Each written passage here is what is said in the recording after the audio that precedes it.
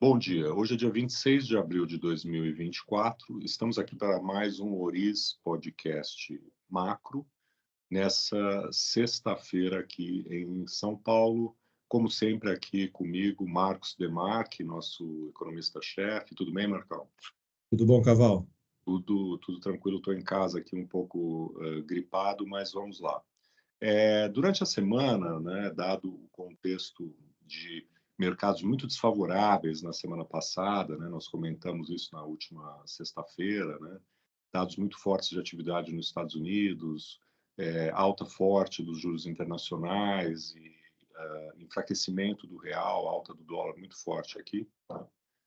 O contexto nessa semana foi ainda de volatilidade, né, tanto nos juros internacionais, bolsas, como também nas moedas emergentes. Mas vamos dizer assim que o balanço, né, frente à semana passada vamos dizer assim, de uma trégua. Né? Os mercados, nós tivemos, de um lado, alguns dados lá fora de atividade econômica que foram mais moderados, né? Você comenta em seguida, né? Porém, continua havendo aí preocupação com os núcleos de inflação lá fora, divulgados ontem e hoje. Né? Já que no Brasil, o destaque foi hoje o IPCA 15, um número mais benigno, mas depois comentamos um pouco a ideia de que o balanço de riscos, né, para a política monetária continua indicando aí, a probabilidade de uma decisão mais conservadora. Bom, mas vamos lá primeiro, Marcão, qual foi o balanço aí dos dados dessa semana, começando com os Estados Unidos? Bom, lá, Caval, como você mesmo disse, né, acho que foi uma semana mais de trégua aí nos mercados, mas tivemos coisas interessantes.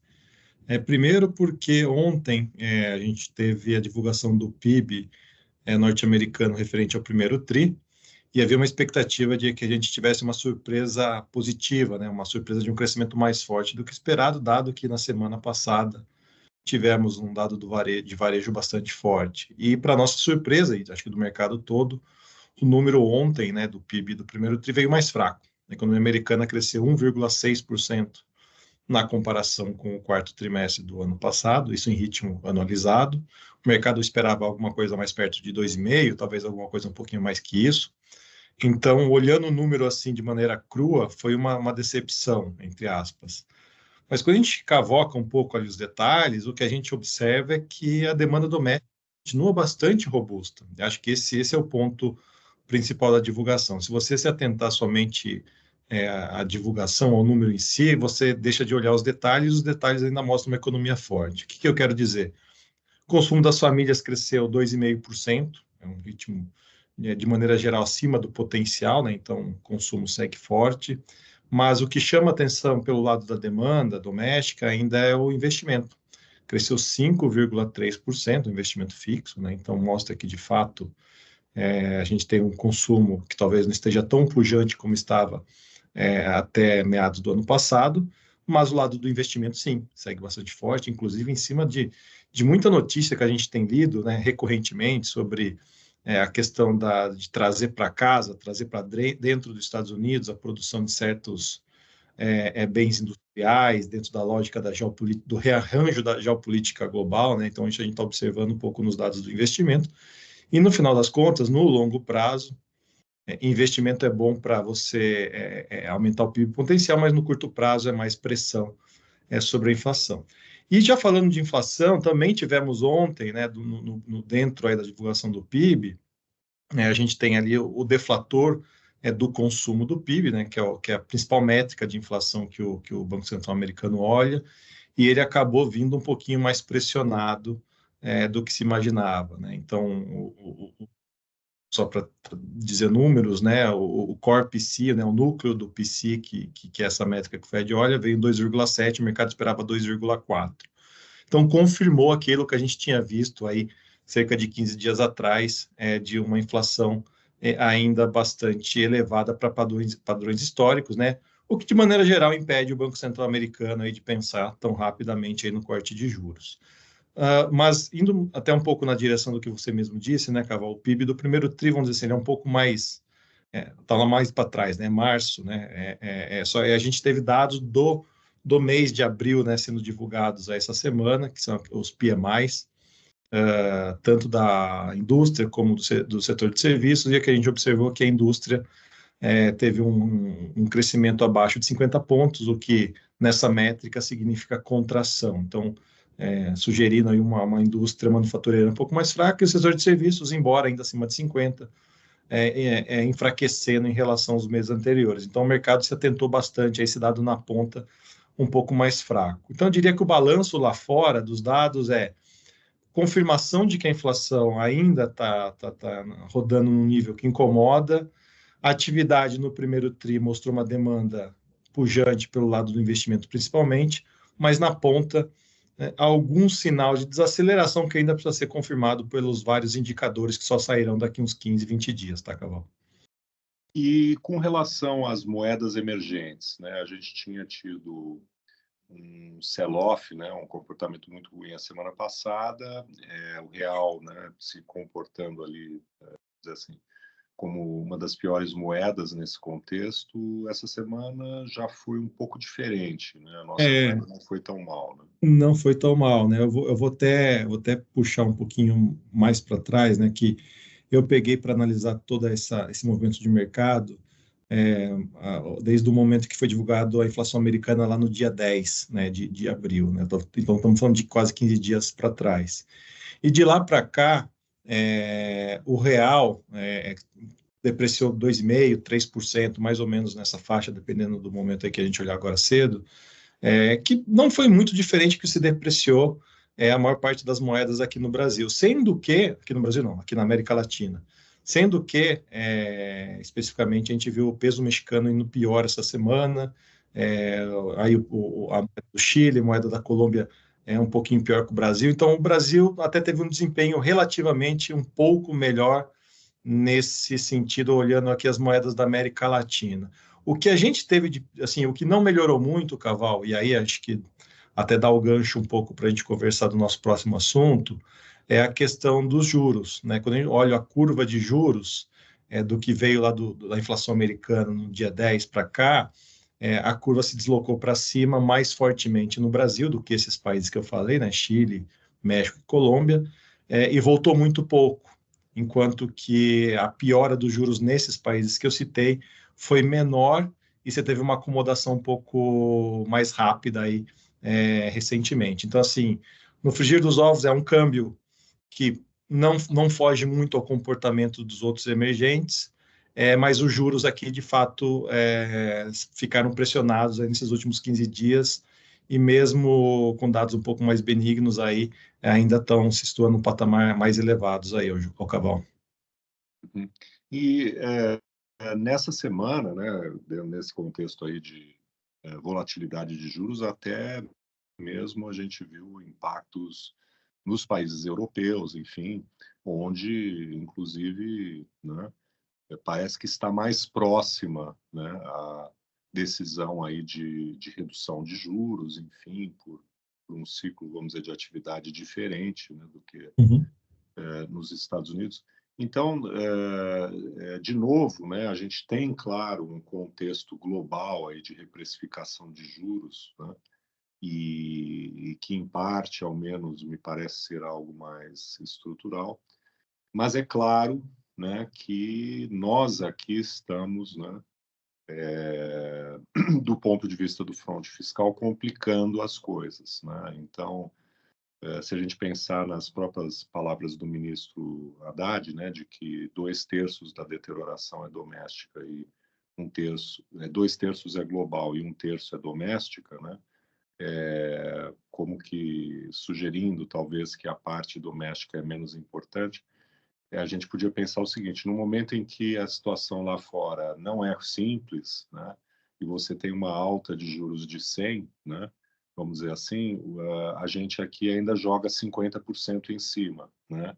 Em vez de tomar medidas para mitigar aquilo que está vindo lá de fora do ponto de vista mais negativo, você ainda joga um pouco de combustível na fogueira e faz com que a sua alta de taxa de juros seja ainda maior do que aquela que está vindo lá de fora. Mas isso remete, acho que, como você sugeriu, a, ao balanço de riscos aí da política monetária. Na semana passada, né, nós fizemos novamente uma alteração de cenário da Selic para 9,75. A gente viu nessa semana o consenso, né, do Focus já se mover na direção de uma Selic mais alta. Estamos ainda com um problema aí de defasagem, né, da pesquisa Focus, mas aquelas feitas na imprensa já mostram muitas casas na faixa de 10%, 2 dígitos e tal, que é expressão de tudo isso, né? E há um intenso debate, né, no mercado, até porque, né, por exemplo, o Valor apresentou essa semana, me parece que de 93 casas, você tinha 50 ainda, né, com o call de 50 no próximo Copom, pouco mais da metade, 43, pouco menos, dentro do call de 25, né? E dado que a semana acabou sendo uma semana de trégua e no contexto do IPCA, muita gente agora acha que o BC poderia voltar, né, ao modus operandi anterior e referendar o que ele havia sugerido dos 50, mas o balanço de riscos, né, começando pelo lado fiscal, ele continua nos sugerindo, né, que há outras coisas a considerar, que o BC considerará, que não favorecem essa opção de manter o ritmo dos 50. Mas vamos lá e passar também pelo IPCA de hoje, expectativas, enfim, compondo esse quadro aí do Copom. Caval, o cenário acho que vai ganhando contornos de complexidade, né? Se até 3, 4 semanas atrás não era um cenário fácil, mas parecia um cenário um pouco mais previsível, né? Mas dado essa piora externa bastante aguda que a gente teve aí de 15 dias para cá, né? Tudo ficou mais incerto. E eu adicionaria, antes de comentar o IPCA, que a gente teve uma deterioração nas expectativas de inflação aqui no Brasil dentro, né, disso tudo que acabou acontecendo nos últimos dias. Eu pego, por exemplo, aquilo que nós economistas e o mercado acaba se debruçando muito, que é no relatório Focus, a inflação esperada para o final do ano que vem, que há muito tempo já estava desancorada em 3,5%, né? A meta é 3, estava em 3,5%, e a gente observou nessas últimas semanas encaminhamento mais para cima ainda, está em 3,6%. Né? Então, assim, é impossível, né, ignorar o fato de que a gente já tinha uma inflação desancorada e ela está mais desancorada ainda nos últimos dias, refletindo o fiscal e o externo piores. Né? Então, acho que muito do que a gente, pelo menos, tem conversado aqui internamente é na ideia de que é difícil o Banco Central ficar confortável num ritmo mais acelerado de cortes de juros, diante de expectativas que pioram, né, e uma incerteza global que se agrava. Mas, dito isso, eu acho que a gente teve, no fim das contas, esse final da semana foi positivo aqui para o Brasil por conta desse IPCA 15 de abril que saiu há pouco, né, uma inflação menor do que se esperava, veio 0,21% no mês contra mês. O mercado esperava 0,29%, uma boa notícia para a gente. Em 12 meses, a inflação saiu de 4,14% em março para 3,77% agora em abril, então passamos ali da barreira dos 4% no número cheio. E quando a gente mergulha um pouco mais ali nos detalhes, né, que são relevantes para a condução da política monetária também, a média dos núcleos variou 0,19% no mês contra mês, era mais ou menos o que o mercado tinha 0,20 alguma coisa, então em linha ou um pouco abaixo.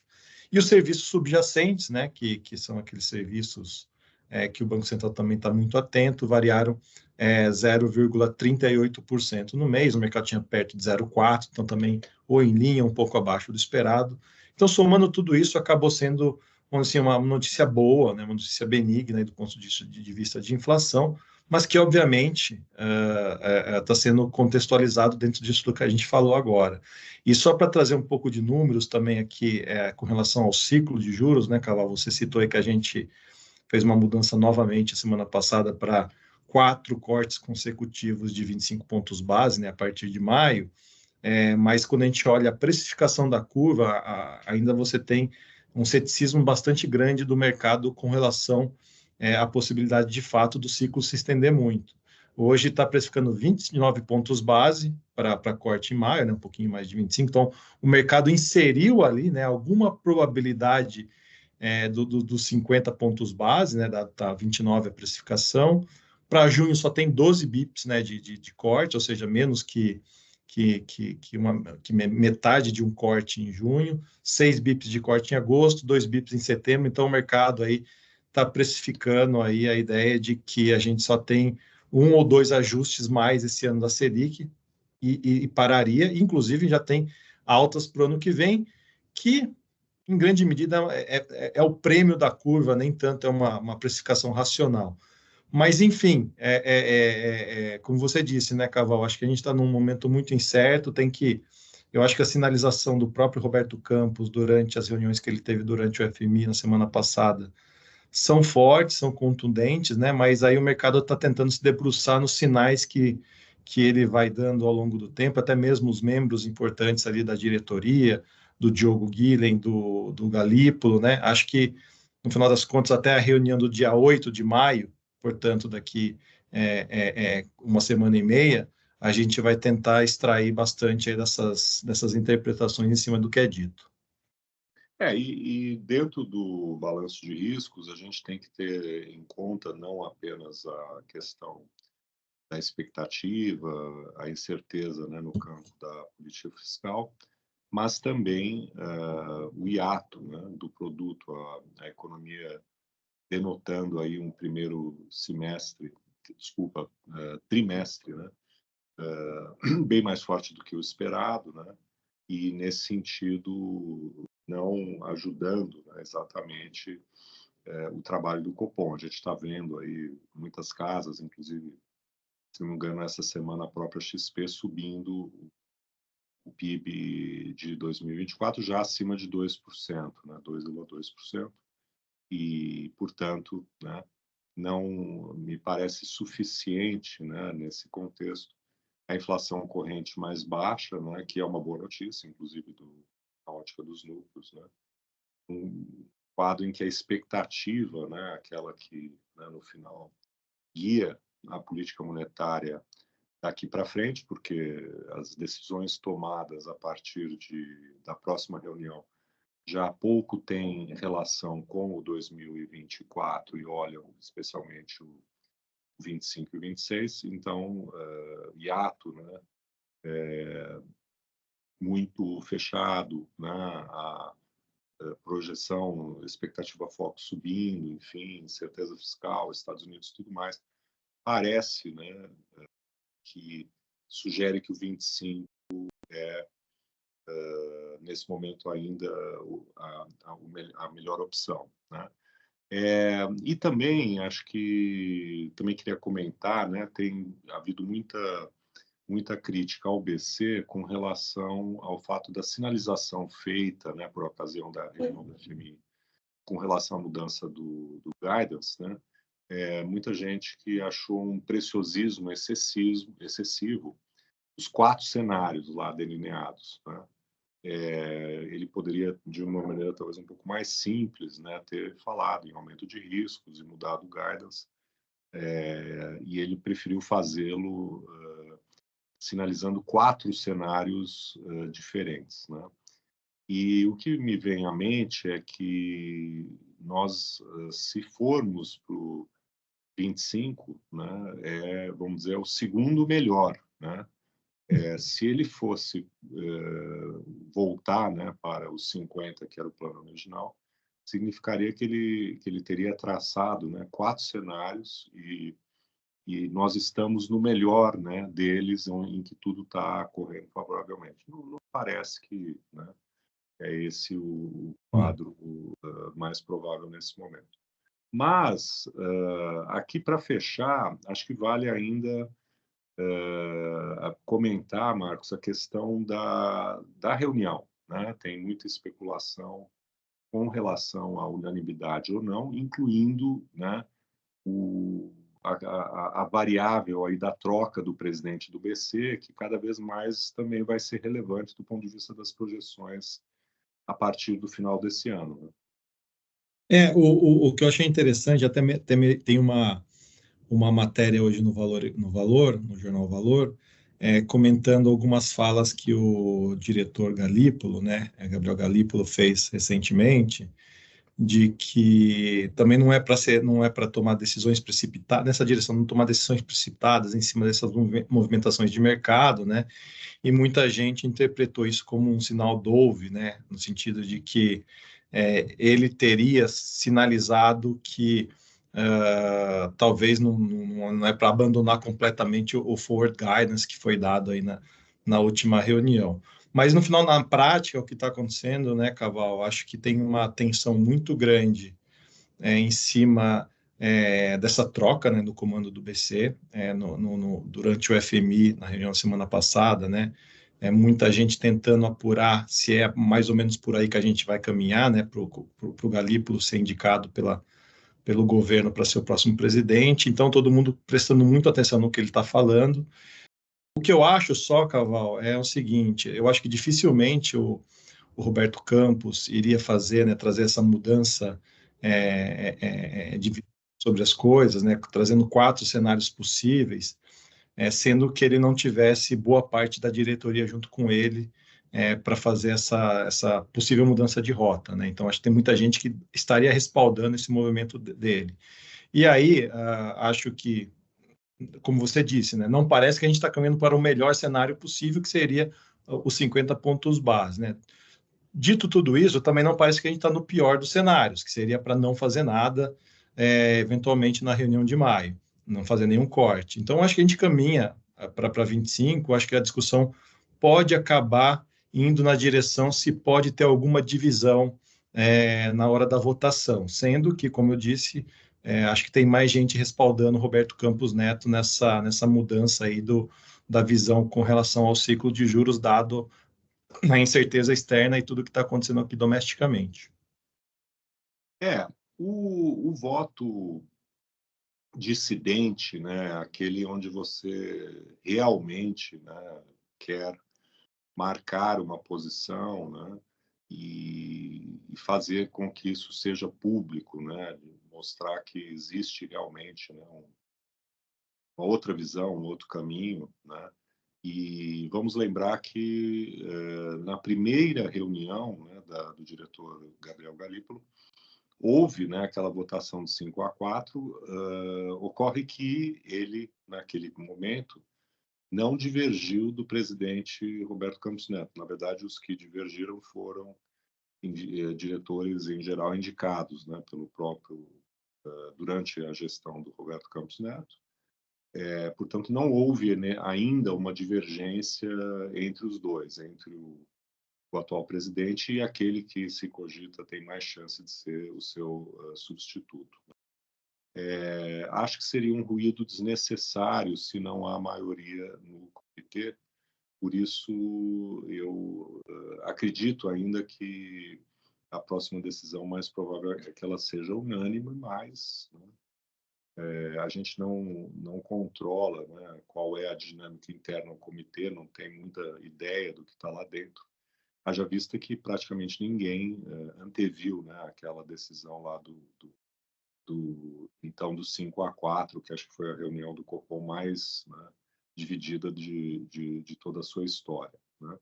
Mas vamos ficar, evidentemente, aguardando e voltamos a semana que vem.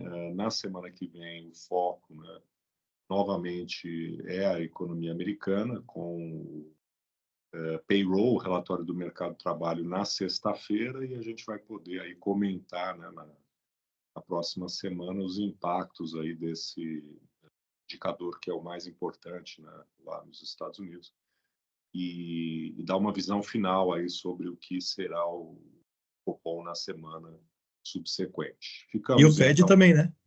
E o aí Fed. junto com o Fed, claro. Exatamente. Os dois A super juntos quarta. e o Fed antes do... Embora a reunião do Fed, a expectativa, né, seja, né, Sim. vamos dizer assim, mais do mesmo, né? dada a sinalização recente. Mas, bem lembrado, ficamos por aqui e um bom fim de semana a todas e todos. Até uma próxima. Bom final de semana.